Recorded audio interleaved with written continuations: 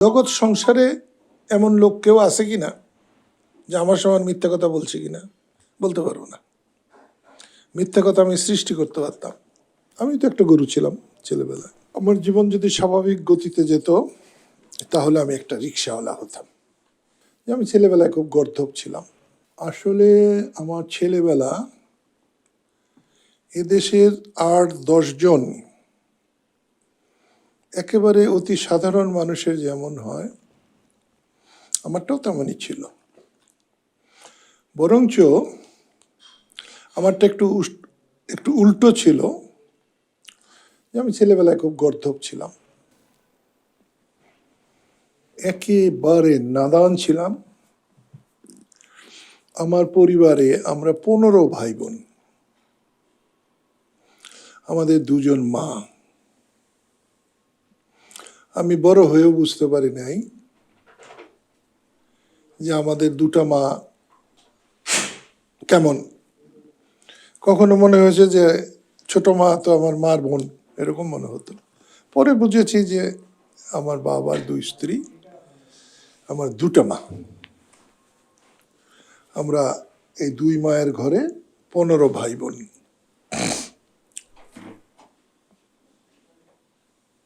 এখন অবধি শতালো ভাই বোন যে বলে, আমরা ওটা বুঝতে পারি না।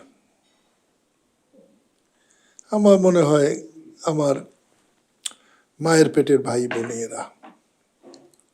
বাকি জীবনটা ওইভাবেই চালাতে চাই। আমার জীবন যদি স্বাভাবিক গতিতে যেত তাহলে আমি একটা রিক্সাওয়ালা হতাম। আমার পড়ালেখা করতে কোনো ভাল লাগতো না। আরো যদি স্বাভাবিক গতিতে যেত তাহলে আমি গরুর রাখাল হতাম। আমাদের বাড়িতে অনেক গরু ছিল এবং আমার বাবা আমাকে যতখানি ভালোবাসতেন আমাদের বাড়ির গরুগুলোকে তার চেয়ে বেশি ভালোবাসতেন। বাবা যতদিন বেঁচে ছিলেন গরু, ঘোড়া, হাঁস, মুরগি এগুলো একদম ছয়লাভ হয়ে থাকতো এবং তাদেরকে উনি যত্ন করতেন। সে থেকে আমরাও কিছু কিছু শিখেছি। তাই আমার ছেলেবেলাটা ছিল একেবারে নাদানের মতো, এবং গ্রামে গঞ্জে দস্যি সন্তানেরা যেমন হয় আমিও তেমন ছিলাম। আরেকটা আমার মারাত্মক গুণ ছিল, আমি উঠতে বসতে মার খেতাম। বড় ভাইয়ের কাছে, বাবার কাছে, চাচার কাছে, সবাই আমাকে মারত। এবং আমার ছেলেবেলায় মনে হতো যে আমাকে মেরে বোধহয় ওরা আনন্দ পায়, মজা পায়। এই যে আমাকে মারত, কিন্তু যারা আমাকে মারত তাদের আমার কখনো শত্রু মনে হতো না।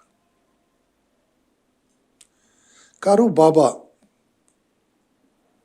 কারো সন্তানকে অত মেরেছে এটা আমি বলতে পারবো না।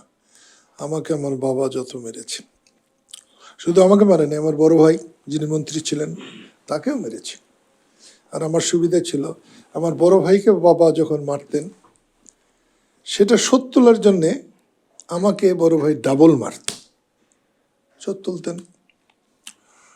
এই ব্যাপারে বাড়িতে মারামারি চলতো সব সময়, সেটা তো একটু কষ্ট লাগতোই। কিন্তু আমার মা ছিলেন অসাধারণ। মা যখন অনেক সময় ছোটবেলায়, আমার যখন 10-12 বছর বয়স,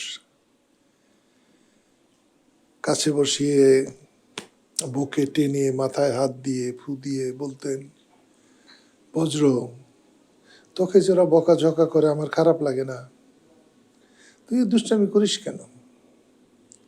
আমার মনে হতো যে আমি তো কোনো দুষ্টামি করি না। আমার মতো ভালো সন্তান লাখের মধ্যে একটা পাবে না। কিন্তু সত্যি বড় হয়ে বুঝেছি যে আমি অবাধ্য ছিলাম, দুষ্টামি করতাম। আল্লাহর তরফ থেকেও আমাকে খুব দয়া করা হতো। এই যে আপনি চায়ের কাপ দেখছেন, আপনি এটাকে নিয়ে উল্টো পাল্টা করেন, কিছু হবে না। কিন্তু আমি যেই চায়ের কাপ ধরলাম উল্টে পড়ে গেল। এইখানে এইটা হয়তো, এই যে হ্যান্ডেলটা আপনারা খাইলেন, কিছু হলো না, আমি ধরলাম ভেঙে গেল,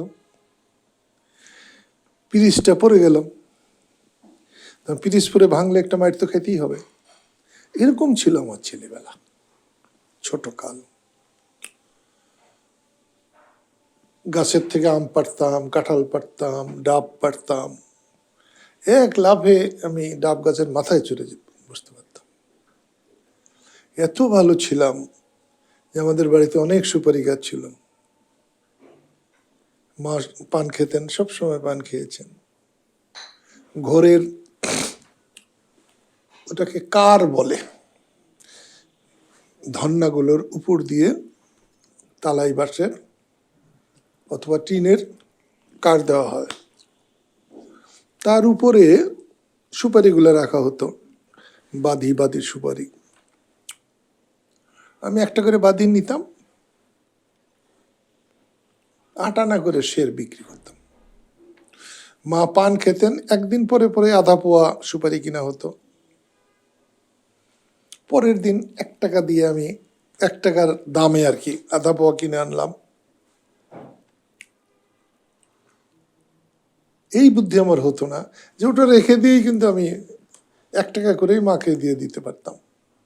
মার সুপারি মার কাছে আমি বিক্রি করতে পারতাম, কিন্তু ওটা করি নাই।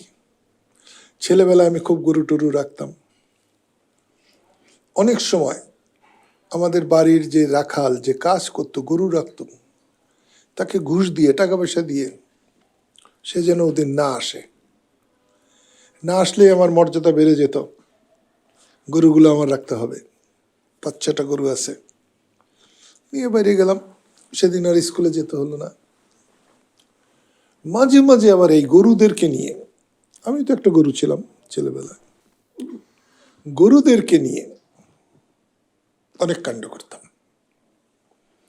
তখন খোয়ার ছিল, গরুর জেলখানা। গরুর জেলখানায় গরু দিয়ে আসলে পরে তাকে 4 আনা অথবা 6 আনা দেওয়া হতো, যে গরুটা খোয়ারে দিচ্ছে তাকে। সেই গরু আবার খোয়ার থেকে ছাড়াই আনতে হলে 1 টাকা বা 1 টাকা 4 আনা লাগতো।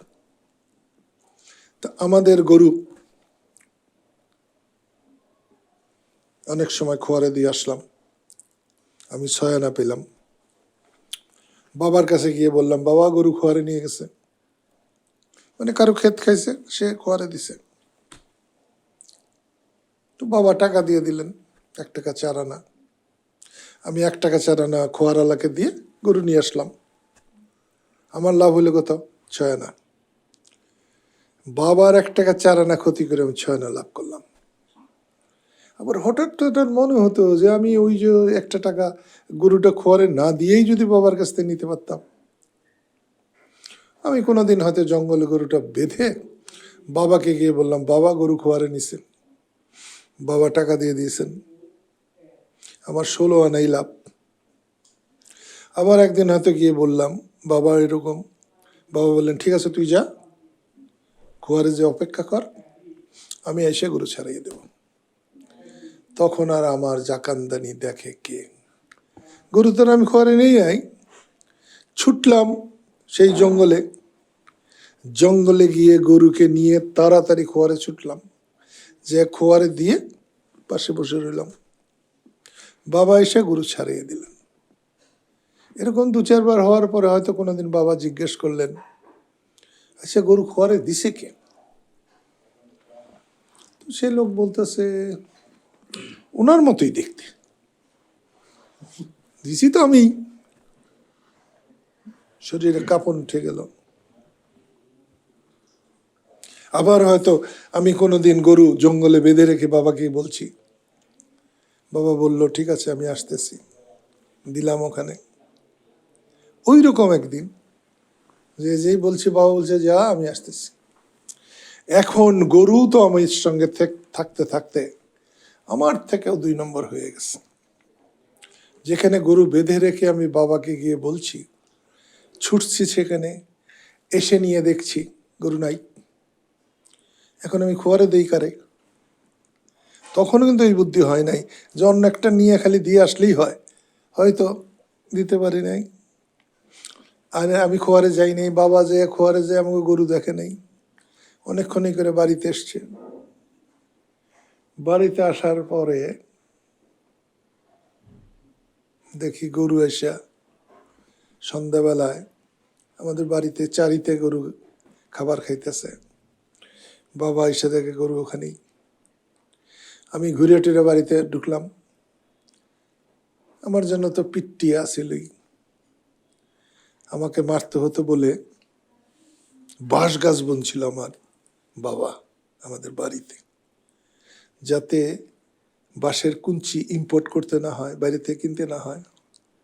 ওখান থেকে কেটে 2-4 মার দিলেন। কোনো কোনো সময় বাড়ি দেওয়াতে কুঞ্চি যদি ভেঙে যেত, তার জন্য আবার 2টা বাড়ি বেশি। এইরকম কুঞ্চি ভেঙে যায়। এই ছিলাম আমি। কি জানি মিথ্যে কথা, জগৎ সংসারে এমন লোক কেউ আছে কিনা যে আমার সমান মিথ্যে কথা বলছে কিনা বলতে পারবো না।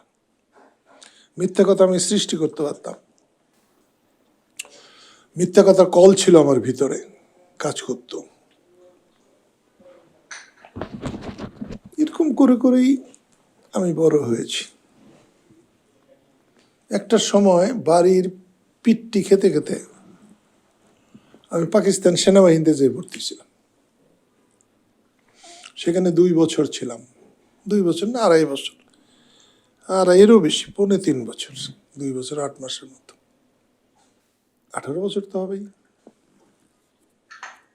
18-র নিচে তো নয়, 18-র বেশি, 19 বছর।